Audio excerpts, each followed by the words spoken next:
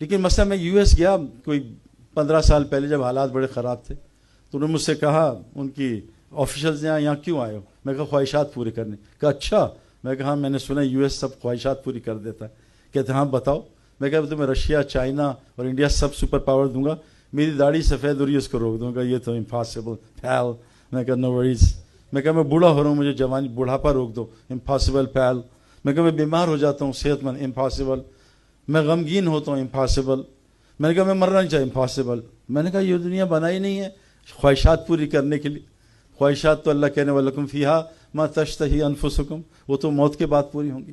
تو میں نے بہت سارے علماء کے ساتھ, میرے فضل ہی اللہ کا کہ اللہ تعالیٰ نے میرے جتنے دوست ہیں سب ماشاءاللہ علماء ہیں اور سب ماشاءاللہ داڑھی والے ہیں. میری ایک ہی دوست ہے جو کلین شیو ہے, وہ میری بیوی ہے. باقی میرا کوئی کلین شیو دوست نہیں ہے, وہ مطلب ہے ہی نہیں.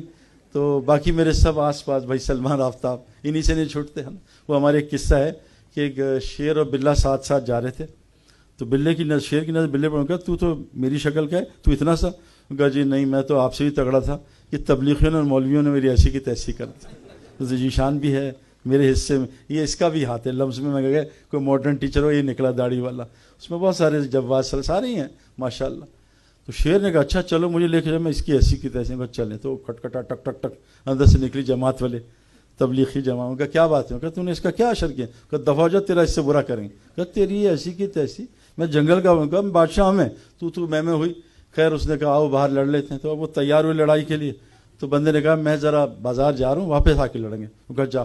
کہا نہیں مجھے تجھ پہ یقین ہے, تو بھاگ جائے گا. شیر نے کہا میں جنگل کا بادشاہ ہوں, میں آج تک نہیں. انہوں نے کہا تو مجھ سے بھاگ جائے. کہا کیا کریں؟ کہا تجھے باندھ دیتا ہوں اور پھر لڑیں گے. ٹھیک ہے باندھ دے. شیر کو باندھا, اس نے بیعت نکالی, ٹکا ٹک 3 دن کے لیے تیار. چلا 4 مہینے سال, اور مار مار کے 72 گھنٹے اتنا شیر کو مارا. بلہ دیکھ رہا تھا کیا ہو رہا. اب جب مار کے وہ تھک گیا نا, تو شیر نے بلے سے مجھے بات سن, جب میں تیرا جتنا جو چھوڑ دے گا نا, اس سے زیادہ چھوٹا تو نہیں کرے گا. تو انہوں نے سب نے مل کے مجھے یہ اس حالت پہ پہنچایا. تو میرے دوستوں ہم نے ان سب سے سن کے ایک بات سنی ہے, اور میں آپ کو کرکٹ سے بتا رہا ہوں. آپ کو پتہ گریٹ کرکٹر کوئی نہیں بن سکتا جب تک اس کو کرکٹ کے حالات پہلے سے تم پتہ چل جائیں. ہمارے بہت بڑے گریٹ کرکٹرز جن کو پرنس آف کرکٹ کہتے ہیں, جیسے وہ شین وارن جو ہے مر گیا بیچارہ, وہ بھی نشے سے, وہ 5 بڑے کرکٹرز میں تھا. یہ لوگ پہلے سے جج کر لیتے تھے. جیسے برائن لارا پہلے سے بتاتا تھا فیلڈرز کو یہاں ماروں گا, یہ گیند کرے گا, یہ کر. اچھا وسیم اکرم, میں نے تو کبھی بتایا نہیں, تو وسیم اکرم نے, کسی نے پوچھا کہ سعید انور نہ پریکٹس کرتا تھا نہ ٹریننگ کرتا تھا, اس کے پاس کیا کوالٹی تھی؟ تو میں نے کہا, وسیم نے کہا کہ اس کو بال سے پہلے پتہ چلتا تھا بالر کون سی بال کرے گا. اور میں آپ کو پکی بات بتا رہا ہوں, 100 مائلز 160 کلومیٹر کوئی نیکڈ آئی نہیں دے سکتی سوئنگ. چھپائی ہوئی ہے بالر نے, شائن یہاں ہے, باہر آؤٹ سوئنگ ان سوئنگ اتنے دور سے نہیں نظر آ سکتی کہ اللہ تعالیٰ اس کو کوئی ایسا ٹیلنٹ نہ دیں.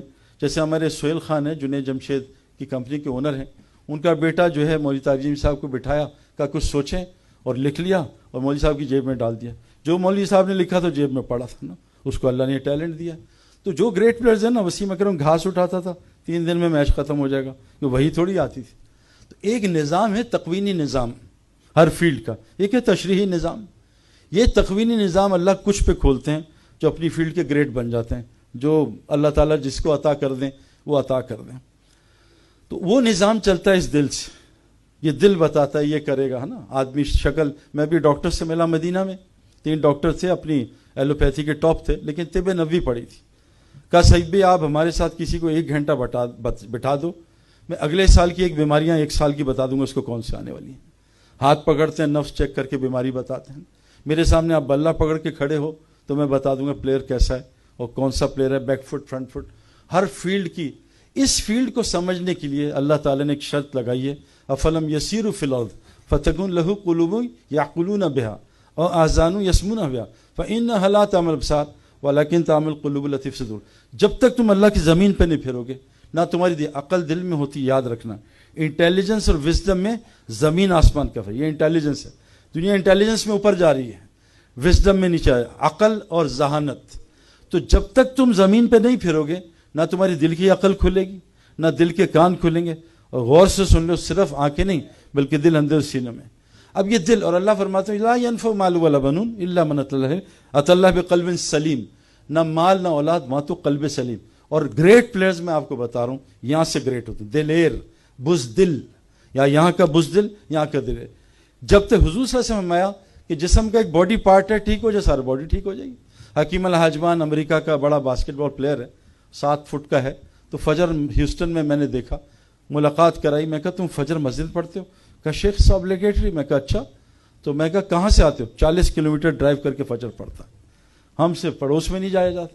تو جب دل کرتا ہے نا، ہم لاہور میں رہتے تھے، چلو یار گجرانوالا چڑے کھانے چلیں، چلو گوال منڈی چلیں، چلو وارث کی.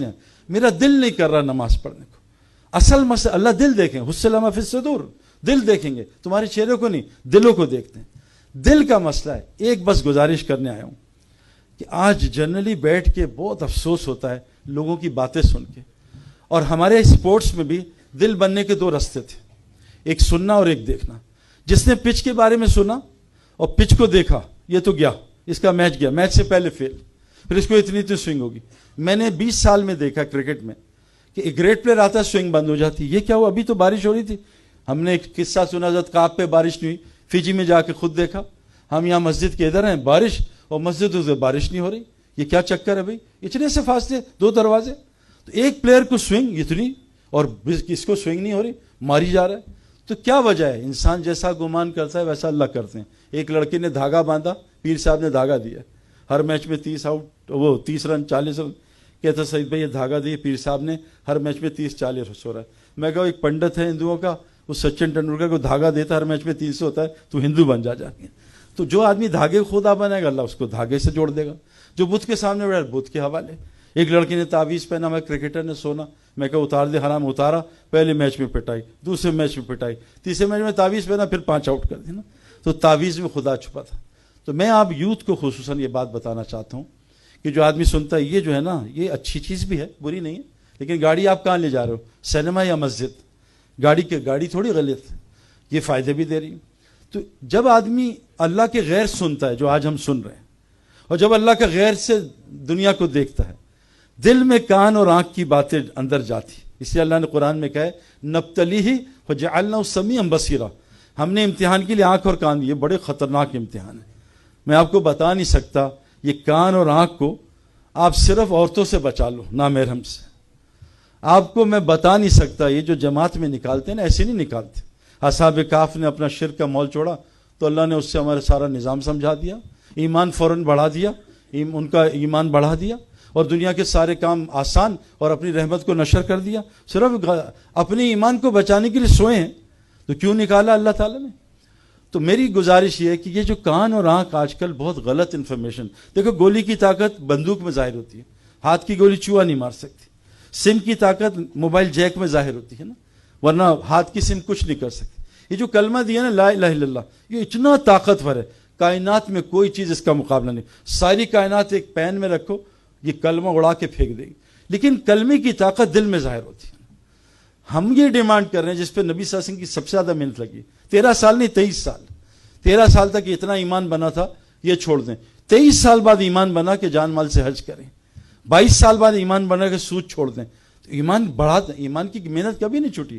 وہ کہتا ہے 13 سال تک، ایسا نہیں.